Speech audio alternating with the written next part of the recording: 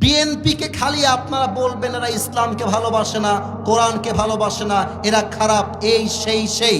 আমি আসিফ হুজুর ক্যামেরার সামনে স্পষ্ট ভাষায় বলছি, আমার পুরো বাংলাদেশে যদি এই পর্যন্ত 200 মাহফিল হয়ে থাকে, তার 100 মাহফিলেরও বেশি মাহফিল করেছে আমার বিএনপির ভাইরা। আমার মাহফিল, আমার ইভেন আমি যত মাহফিলে গেছি বেশিরভাগ মাহফিলে মাদ্রাসা চালায় আমার বিএনপির ভাইরা। আমি নিজে সাক্ষী। না, আমি কোন দলের দালালি করবার জন্য বলছি না, আমার কথাটা বোঝার ট্রাই করবেন। এটা স্পষ্ট প্রমাণ যে বিএনপিরাও মুসলমান, জামাত ইসলামও মুসলমান, আমরাও মুসলমান। অতএব হাতে হাত রাখেন, বুকে বুক মিলান। যদি আমরা ঐক্যবদ্ধ থাকি, আওয়ামী লীগ তো দূরের কথা, আগামীর বাংলাদেশে নব্য কোনো ফেসিবাদ তৈরি হতে পারবে না ইনশাআল্লাহ। আলিমাত নাফসুম মা কদ্দামাত ওয়া আখারাত। আল্লাহ তাআলা বলছেন আলিমাত নাফসুম মা কদ্দামাত ওয়া আখারাত।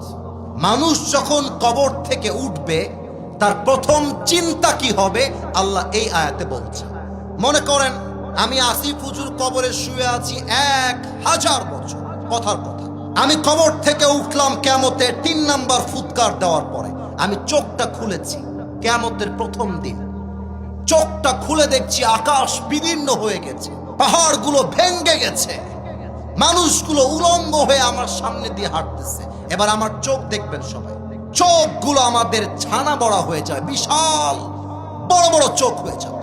কিন্তু কিয়ামতের প্রথম দিন মানুষ কি ভাববে, কি চিন্তা করবে কিয়ামতকে দেখে, এই কথাটাই আল্লাহ এই আয়াতে বলেছে, আলিমাত নাফসুম মা কদ্দামাত ওয়া আখারাত।